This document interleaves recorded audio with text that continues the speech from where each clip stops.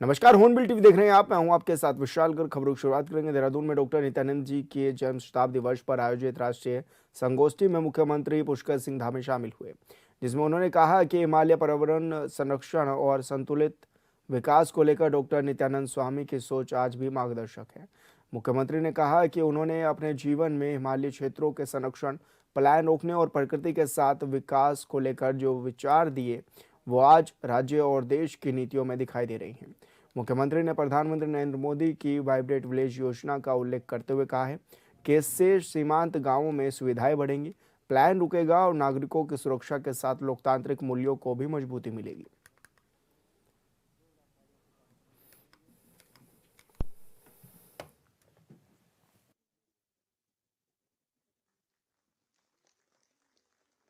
देखिए, नित्यानंद डॉक्टर नित्यानंद जी का ये जन्म शताब्दी वर्ष है और इस वर्ष यहाँ पर राष्ट्रीय संगोष्ठी का आयोजन किया जा रहा है।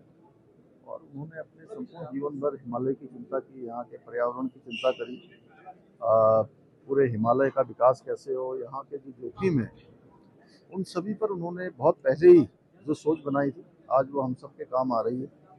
ऐसे ऐसे मनीषी को उनके जन्म शताब्दी वर्ष पर हम उनको नमन करते हैं और उनकी सोच को हम आगे बढ़ाएंगे। यहाँ पर उनके नाम से शोध केंद्र भी चल रहा है, जो अनेक क्षेत्रों में काम कर रहा है, विकास भी, पर्यावरण के क्षेत्र में भी। हम उसको और तेजी से आगे बढ़ाएंगे। जो डेमोग्राफी के बारे में भी उन्होंने, जो सीमांत क्षेत्र हैं वहाँ की डेमोग्राफी खराब हो रही है, जिस प्रकार से आज हमारे सामने एक खतरा है, उन्होंने उसकी चिंता भी बहुत पहले की थी। और आज हमारे प्रधानमंत्री जी के नेतृत्व में पूरे देश के अंदर वाइब्रेंट विलेज की योजना चल रही है। राज्य के अंदर हम भी ऐसे सीमांत क्षेत्रों को विशेष रूप से वहाँ पर सभी सुविधाएं बने, वहाँ पर वहाँ का पलायन रुके, क्योंकि वो केवल नागरिकों की दृष्टि से भी और देश की सुरक्षा की दृष्टि से भी बहुत महत्वपूर्ण। मुख्य सचिव आनंद वर्धन की अध्यक्षता में सचिवालय में सचिव समिति की बैठक संपन्न हुई। इस मौके पर मुख्य सचिव ने सचिवों के साथ तमाम विषयों पर चर्चा कर दिशा निर्देश भी दिए। मुख्य सचिव ने निर्देश दिए हैं कि अगले वित्तीय वर्ष में कराए जाने वाले कार्यों के लिए 15 फरवरी तक स्वीकृतियां ले ली जाएं। उन्होंने कहा कि हर विभाग अपने सभी कार्यों को लेकर वार्षिक कैलेंडर तैयार कर उसके अनुसार अपनी सभी गतिविधियों को संचालन सुनिश्चित किया भी जाए। उन्होंने कुंभ मेला 2027 से संबंधित कार्यों को भी प्राथमिकता पर लेते हुए सभी प्रकार की स्वीकृतियां और प्रतिक्रियाएं समय पर पूर्ण करते हुए निर्धारित समय पर पूर्ण किए जाने के निर्देश भी दिए हैं।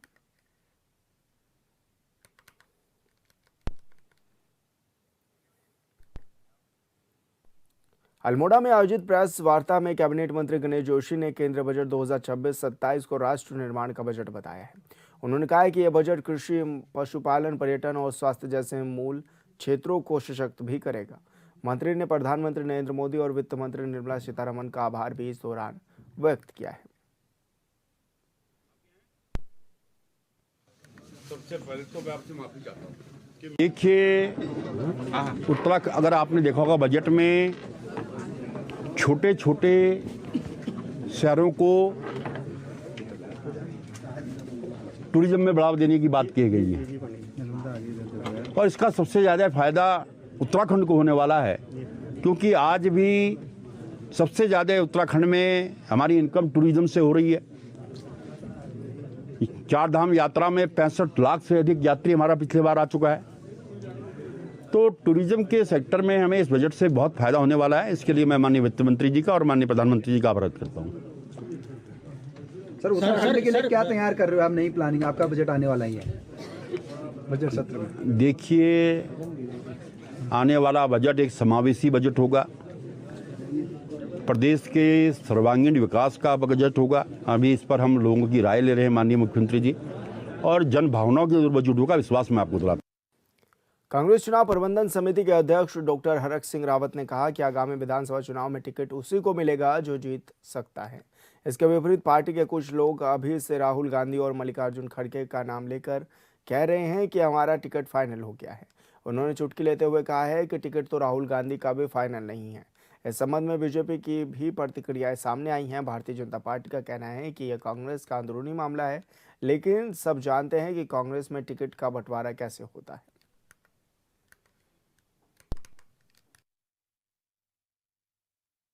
देखिए, वैसे तो ये कांग्रेस का अंदरूनी मामला है, उनके परिवार का और संगठन का मामला है, लेकिन आगे देखने वाली बात होगी कि परिवार हावी रहता है या उनके कार्यकर्ताओं की भावनाएं हावी रहती है। कहने को तो बहुत बड़ी-बड़ी बातें कांग्रेस के नेतागण करते हैं, पर सामने से आने वाले समय में देखेंगे जिस समय टिकट वितरण होगा कि कांग्रेस किनको टिकट देती है, अपने चहेतों को देती है या कार्यकर्ताओं को देती है। हालांकि हमेशा देखा ये गया है कि कांग्रेस ने कार्यकर्ताओं की भावनाओं से अलग होकर के टिकटों का वितरण किया है। अटैची किसकी कितनी बड़ी है, इसको आधार बना करके टिकट दिया गया। तो अब देखने वाली बात होगी कि कांग्रेस किस आधार पर टिकट देती है। नैनीताल में बीजेपी महिला मोर्चा की नवनिर्वाचित मंडल अध्यक्ष अमिता शाह ने स्नो व्यू वार्ड क्षेत्र में पहली बार पहुंचने पर भव्य स्वागत हुआ है। इस दौरान महिला मंडल अध्यक्ष ने महिलाओं के साथ स्नो वार्ड और बूथ का भी निरीक्षण किया। उन्होंने महिलाओं से प्रदेश सरकार की ओर से चलाई जा रही योजनाओं के लाभ के बारे में भी जानकारी दी है।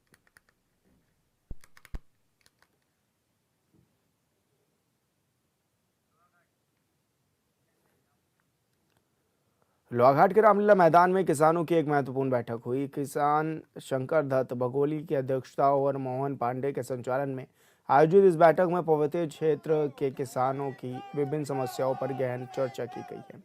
बैठक में किसान भारतीय यूनियन भानु की चंपावत जिला इकाई की नई कार्यकारिणी का गठन सर्वसम्मति से भी कर दिया गया है। नवनियुक्त जिला अध्यक्ष नवीन करायत ने कहा कि संगठन सबसे पहले किसानों की ऋण माफी की मांग को प्राथमिकता देगा।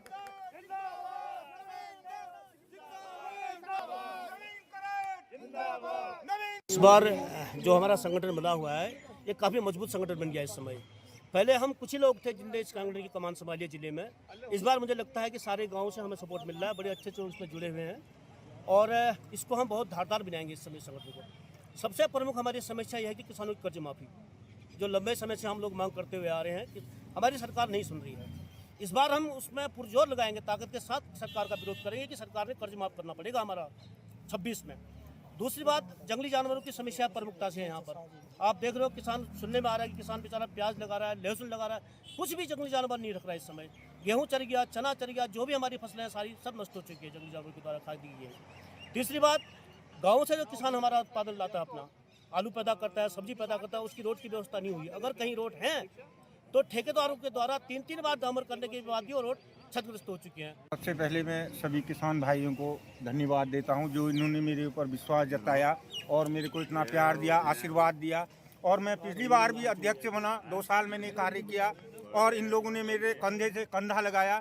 और इस बार मुझे ये जो जिम्मेदारी मिली है उपाध्यक्ष की, मैं बिल्कुल नवीन करायत जी के संग कंधे से कंधा लगाकर काम करूँगा और किसान हितों के लिए पूरा काम होगा। चाहे किसानों की लोन की समस्या हो, चाहे ब्याज का मामला हो, और चाहे जो हमारे अभी माल्टा हमारे लोगों का पेड़ों में पड़ा है, 4 रुपये किलो का रेट लगा है, माल्टा सड़ रहा है, 2 रुपये किलो भी कोई खरीद नहीं रहा है। हम ये चाहते हैं कि उसकी व्यवस्था हो, किसान मंडी बनाई जाए और सबसे पहली अभी जो हमारी प्राथमिकता होगी वो हम लोहाघाट में किसान हाट शुरू करेंगे, क्योंकि जो भी हमारे स्थानीय उत्पाद हैं, चाहे मूली है, आलू है और जो भी है हरी सब्जी है, वो हमारे यहाँ किसान हाट में बिके।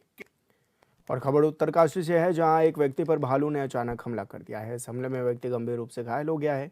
घायल व्यक्ति को प्राथमिक उपचार के लिए सामुदायिक स्वास्थ्य केंद्र भी भेजा गया है, जहां पर उसका इलाज भी जारी है।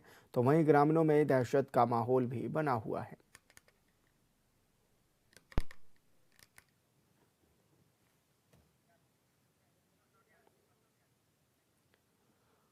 और संवाददाता दीपक नोटियाल हमारे साथ फोन लाइन पर जुड़ गए हैं। दीपक, मामले लगातार बढ़ रहे हैं, जंगली जानवर लगातार हावी हो रहे हैं, ऐसे में इनको कंट्रोल करने के लिए किस तरह की योजना बनाई जा रही है? दीपक, आपको मेरी आवाज मिल पा रही है?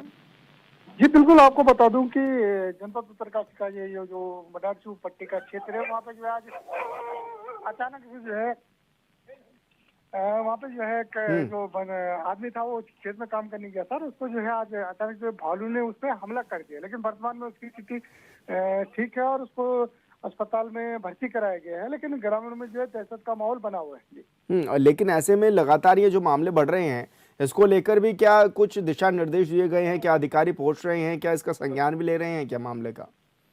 जी बिल्कुल, क्योंकि आज जो बडारचू क्षेत्र में ये मामला है, इससे पहले जो है डुंडा ब्लॉक में भी जो है कल एक घटना आई थी। उसमें अभी स्पष्ट नहीं हो पाई कि घटना बालू के द्वारा हुई है या बाघ के द्वारा हुई, लेकिन कहीं ना कहीं जो ग्रामीण है दहशत में है। और वर्तमान में जो स्थिति है कि जो बडारचू क्षेत्र का जो प्रधान है उससे मेरी बात हुई थी, तो उसका कहना है कि जो क्षेत्र के लोग हैं घर से बाहर निकलने में जो है डर रहे हैं। बिल्कुल दीपक, बहुत शुक्रिया आपका तमाम जानकारी साझा करने के लिए। अगले साल उत्तराखंड में विधानसभा का चुनाव होगा, जिसकी तैयारियां की जा रही हैं।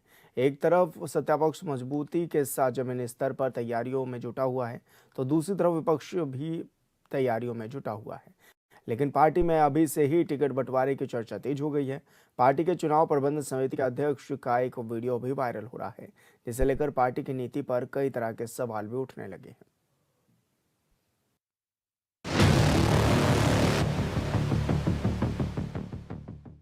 उत्तराखंड कांग्रेस चुनाव प्रबंधन समिति के अध्यक्ष और पूर्व मंत्री डॉक्टर हरक सिंह रावत का एक वीडियो सोशल मीडिया पर तेजी से वायरल हो रहा है, जिसमें वो कहते दिख रहे हैं कि कोई नेता के कितने करीबी क्यों ना हो, टिकट चुनाव जीतने वाले को ही मिलेगा, भले ही कोई हरक सिंह, गोदियाल या प्रीतम का करीबी क्यों ना हो। हरक सिंह रावत ने कहा कि मैं तो पार्टी का सिपाही हूँ, जिस सीट से कोई चुनाव नहीं लड़ेगा वहाँ से मैं लड़ूंगा। मैं चुनाव प्रबंधन समिति का अध्यक्ष हूँ, तो लोग मेरे बारे साहब टिकट हमारा करा दो, ये करा दो करा दो। मैंने कहा भाई देखो सुनो, मैं बहुत साफ राजनीति कर रहा हूं कि जो जीतने की स्थिति में होगा हम उसको टिकट देंगे। क्या हरक सिंह रावत का कितना ही करीब हो सकता है, वो गोदियाल के कितने करीब हो सकता है, वो प्रीतम के कितनी करीब हो सकता है, अगर वो जीतने की स्थिति में नहीं है, नई सीट निकालने की स्थिति में नहीं है, तो हम उसको टिकट नहीं देंगे। 2 मिनट 26 सेकंड के वीडियो पर आगे हरक सिंह रावत कह रहे हैं कि चुनाव में टिकट उसी को मिलेगा जो जीत सकता है। कुछ लोग अभी से राहुल गांधी और मल्लिकार्जुन खड़गे का नाम लेकर कह रहे हैं कि हमारा टिकट फाइनल हो गया है। उन्होंने चुटकी लेते हुए कहा कि टिकट तो राहुल गांधी का भी फाइनल नहीं है। और मैंने तो माने राहुल गांधी से भी कह दी, जब अकेले के लिए बैठक हुई हम लोगों की 5 जो प्रमुख नेता थे प्रदेश के, तो मैंने माने राहुल जी से भी कह दिया, मैंने राहुल जी हम लोग आपका नाम लेके, खड़गे जी के नाम लेके हमारा टिकट फाइनल है। अरे टिकट कैसे फाइनल हो गया भाई? मैंने कहा राहुल जी टिकट तो आपका भी फाइनल नहीं है। मैंने यही कहा, कोई कर सकता ही मत राहुल जी से बोलेंगे, मैंने ऐसे कहा। करीम क्या मतलब? मैंने कहा मतलब ये है कि अगर लोग समझा देंगे, पार्टी खड़गे जी वगैरह बड़े बुजुर्ग समझा देंगे राहुल जी आपका चुनाव लड़ना यहाँ से ठीक नहीं है, तो आप मानोगे नहीं मानोगे? हाँ मैं मानूंगा। तो मैंने कैसे टिकट आपका भी फाइनल, तो अब कैसे हरक सिंह का टिकट कैसे मुझसे कहते आपका टिकट? मैंने कहा भाई मैं तो सिपाही हूँ पार्टी, मुझे जहां बोल देंगे, जहां कोई नहीं लड़ रहा हुआ हरक सिंह को लड़ा दो। तो मैंने कहा मैं तो लड़ लूंगा, आप बोलोगे दरी बिछाने में दरी बिछा लूंगा, मुझे फर्क भी नहीं पड़ता। टिकट को लेकर हरक सिंह रावत का ये बयान सोशल मीडिया पर भी वायरल हो रहा है। कार्यकर्ताओं के कार्यक्रम में रावत ने कहा कि हर कोई बोल रहा है हमारा टिकट फाइनल है, कैसे फाइनल हो गया ये पता नहीं। अरे टिकट तो राहुल गांधी का भी फाइनल नहीं है। पार्टी की ओर से मुझे प्रदेश चुनाव प्रबंधन समिति अध्यक्ष की जिम्मेदारी दी गई है। मैं चुनाव प्रबंधन समिति का अध्यक्ष हूँ, तो लोग मेरे बारे साहब टिकट हमारा करा दो, ये करा दो करा दो। मैंने कहा भाई देखो सुनो, मैंने राहुल जी हम लोग आपका नाम लेके, खड़गे जी के नाम लेके हमारा टिकट फाइनल है। अरे टिकट कैसे फाइनल हो गया भाई? मैंने कहा राहुल जी टिकट तो आपका भी फाइनल नहीं है। मैंने यही कहा, कोई कर सकता ही मत राहुल जी से बोलेंगे, मैंने ऐसे कहा। करीम क्या मतलब? मैंने कहा मतलब ये है कि अगर लोग समझा देंगे, पार्टी खड़गे जी वगैरह बड़े बुजुर्ग समझा देंगे राहुल जी आपका चुनाव लड़ना यहाँ से ठीक नहीं है, तो आप मानोगे नहीं मानोगे? हाँ मैं मानूंगा। तो मैंने कैसे टिकट आपका भी फाइनल। हरक सिंह रावत के वीडियो वायरल होने पर बीजेपी के नेता चुटकी ले रहे हैं, तो पार्टी के नेता सफाई दे रहे हैं। भारतीय जनता पार्टी का कहना है कि ये कांग्रेस का अंदरूनी मामला है, लेकिन सब जानते हैं कि कांग्रेस में टिकट का बंटवारा कैसे होता है। आने वाला समय बताएगा कि कांग्रेस टिकट किसको और किस प्रकार देती है।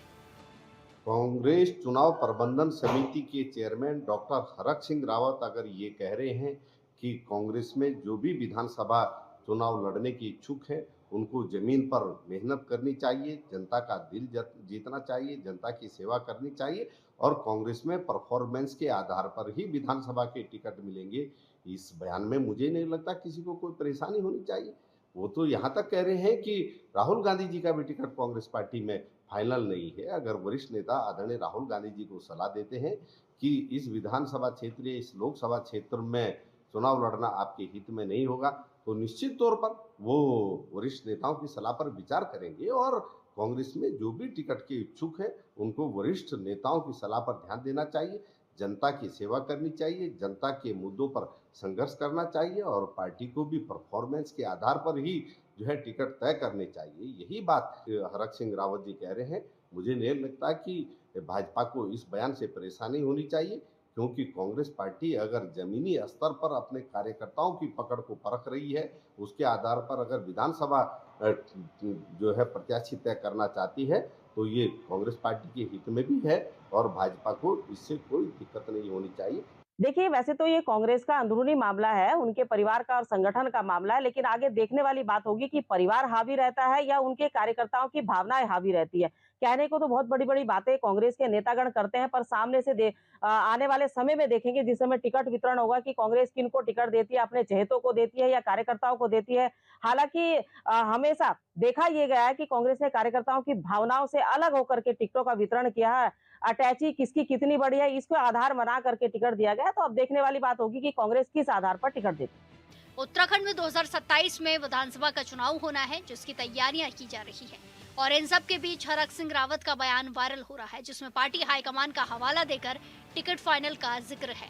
चुनाव के वक्त पार्टी टिकट किसे देगी, ये तो वक्त के साथ पता लगेगा, लेकिन इतना तो साफ है कि पार्टी में टिकटों का बंटवारा इतना आसान नहीं है।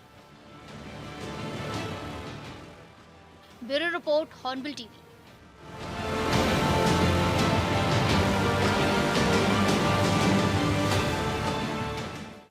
बीजेपी विधायक खजान दास ने हॉर्नबिल टीवी से खास बातचीत में कहा कि ओसीसी लागू करने के लिए केंद्र ने भी तारीफ की है। जन जन की सरकार अभियान से लोगों को काफी फायदा हुआ है। शिविरों में ग्रामीणों की समस्याएं दूर की जा रही हैं। वहीं जंगली जानवरों के हमले पर उन्होंने कहा कि जंगली जानवरों के आतंक पर सरकार गंभीर है।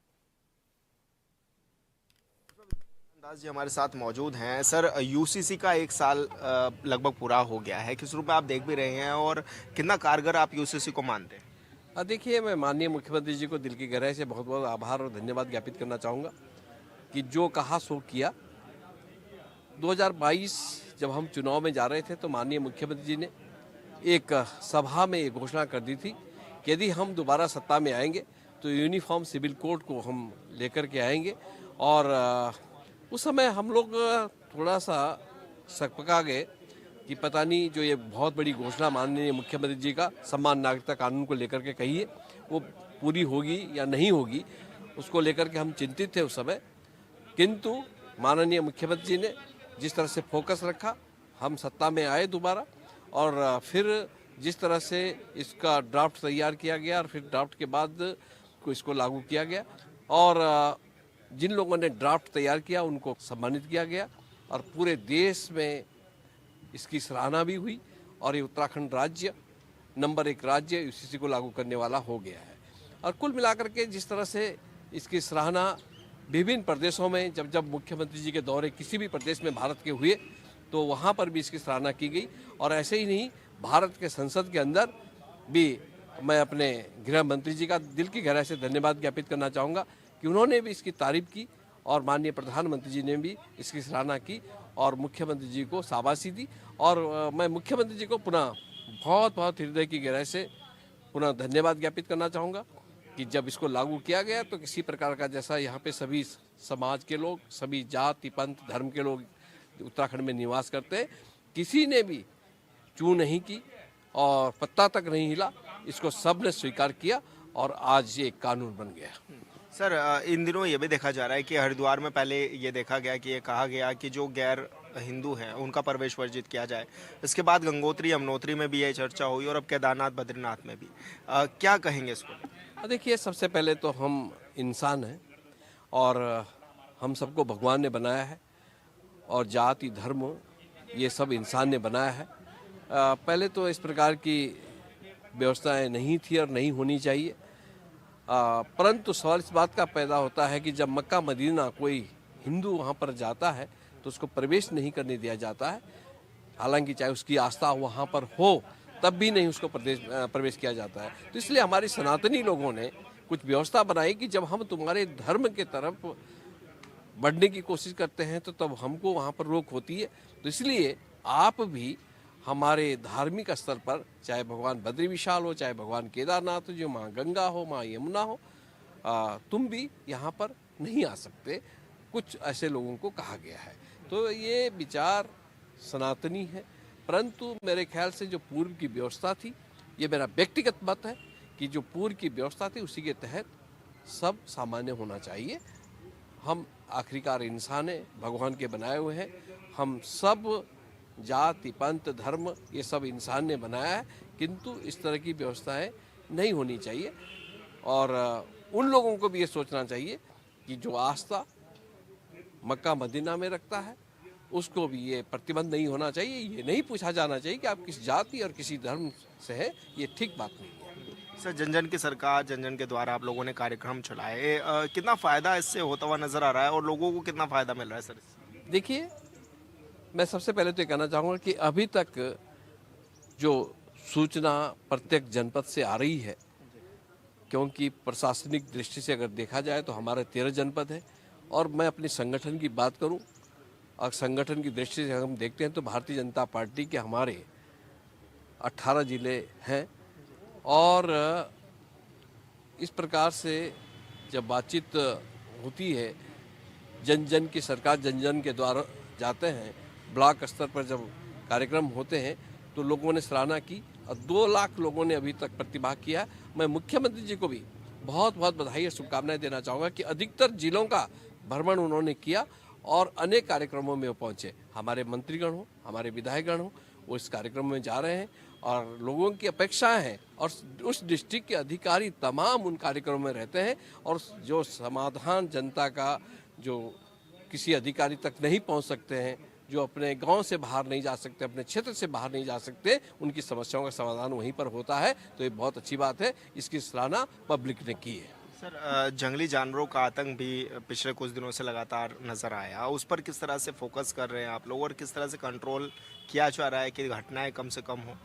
देखिए, ये जंगली जानवर का जहाँ तक सवाल है, पहले तो बंदर और जंगली सुअर थे, किंतु अब इस समय जो है जिस तरह से बघेरा लग गया है और चीता जिस तरह से क्षेत्रों में घूम रहे हैं, बहुत सारा घटनाक्रम भी हो गए हैं। इस तरह से सुरक्षा को देखते हुए हमारी वन विभाग ने भी उचित कदम उठाए हैं, मुख्यमंत्री जी ने दिशा निर्देश दिए हैं और इस पे हमको फोकस भी करना चाहिए कि क्योंकि जो घटना घट रही है वो ठीक नहीं है।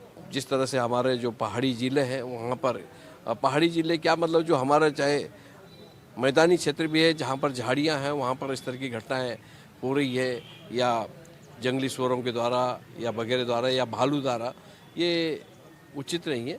और पहाड़ की फसल को बचाने के लिए हमको जिस तरह से बधियाकरण का एक बीड़ा उठाया है वन विभाग ने, और हमारे स्वास्थ्य जो हमारा जो देखता है और उसको कुल मिलाकर के चिंताजनक है हम सबके लिए कि बधियाकरण, बंदरों का बधियाकरण शुरू कर दिया गया है और ये होना भी चाहिए, ये विशेषकर मैं कहना चाहूँगा। धन्यवाद सर, हमसे बातचीत करने के लिए खजान दास जी हमारे साथ मौजूद थे, जो कि राज्यों के तमाम विषयों पर हमारे साथ बातचीत कर रहे थे। हॉर्नबिल टीवी के लिए देहरादून से विशाल गर्ग। और फिलहाल इस बुलेटिन में इतना ही। आप देखते रहिए हॉर्नबिल टीवी। नमस्कार।